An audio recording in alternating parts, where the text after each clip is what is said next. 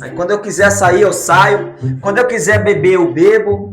Quando eu quiser curtir, eu curto. Se eu quiser ir pra onde eu quiser, eu vou, porque quem manda na minha vida sou eu. Eu nasci em 1990, eu sei me cuidar. Comigo não tem esse negócio de mulher. Ah, que mulher, que não sei o que, tem que fazer tarefinha de casa, tem que lavar banheiro, tem que fazer aquilo. Você não pode ir pra rua, não pode ir no mercado, que não sei o que. Eu não vou fazer mais. Essas coisas eu não faço mais. Entendeu? Aí acabou a cena. Acabou o capítulo. Ah, tá. Pode deixar que amanhã eu até vejo. engraçado o final.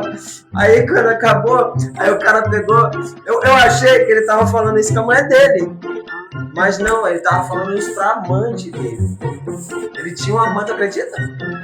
O Inácio tinha uma amante. Amanhã tu vai ver, né? Amanhã eu assisto. Não vou ficar vendo mais novela pra ninguém, não. Não ri.